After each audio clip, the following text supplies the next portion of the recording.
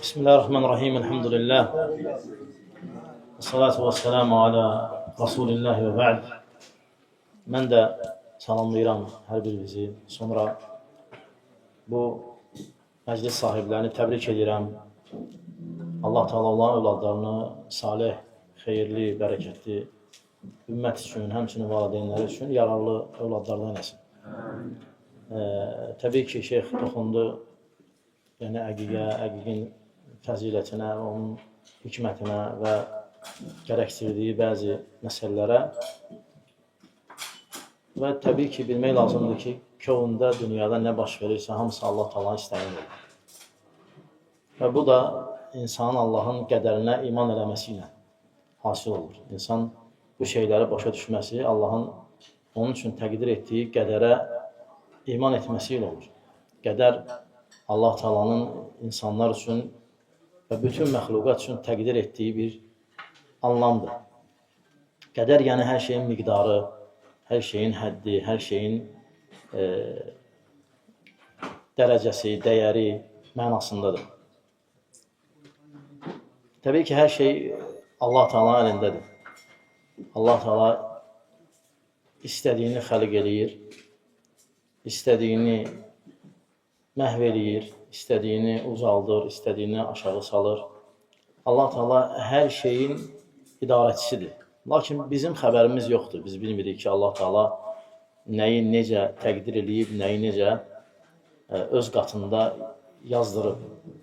Təbii ki, insanların qədərə iman gətirməsi insanın çox şeylərdən xilas edir. Məsələn, bəzi insanlar görürsünüz, deyirlər ki, nə olardı ki, biz bilərdik hər şeyi və biz bilərdik, qədəri nə üçün gizlədib Allah Taala?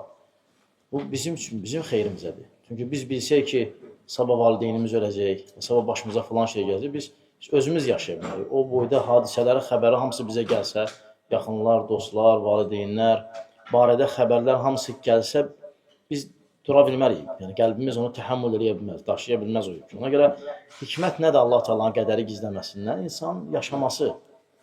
Görürsən, bir hadisə baş verir, üstündən bir 10 il keçir, sonra bir hadisə, yəni təbii söhbət burada ağır hadisələrdən gedir. Belə hamısını bilsək də onda nə oldu ki? Biz yaşaya bilmərik. Ona görə qədər Allah Taala'nın sirridir. Heç kim ora müdaxilə eləməsin. Çünki ora müdaxilə eləmək əslən səni salamat saxlamayacaq, əksinə təşviş içində olasın həmişə. Məsələn, bəziləri görürsünüz, yuxu görür, çölə çıxmır. Qədərə imanın zəifliyidir və məsələn, bir şey olur, deyir, heç kim çölə çıxmasın bu günləri. Qədərə iman gətirməyib, tam. Biz bilirik ki, qədər Allah Taala bunu birinci bilib, hər şeyi. Sonra onu yazdırıb, sonra istəyib, sonra xərq eləyib. Ona görə sələflərdən gəlib ki, onlar deyərlər ki, Allah Taala insanlara iki elm barədə xəbər verib. O elmin birini öyrədib, birini isə öyrətməyib. Amma xəbər verib. Bir kitabın göndərib və xəbər verib və Rasulun göndərib və xəbər verib. Kim bunu öyrənərsə, nicat tapar. Bir elm də deyib, qədər.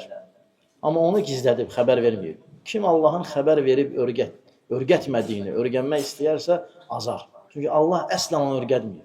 Hətta biz başlayaq onu öyrənməyə.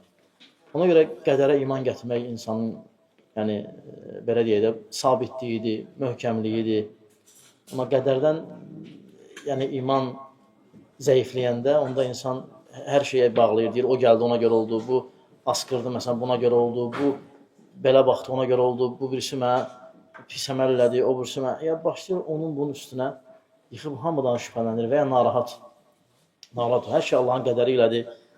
Allah Teala lakin hər bir şey üçün səbəb də qoyub, o səbəblərdən düzgün yapışmağa çalışmalıyıq, bacardığımız qədər, hətta qədər məsələsini tam başa düşək. Təbii ki, bu geniş bir mövzudur, lakin eyb etməz, yəni xəbər verək ki, qədər Allah Teala'nın sirridir və buna iman gətirmək iman altı şərtindən biridir və əslində rahatdır, lakin insanlar onu qəlizləşdiriblər.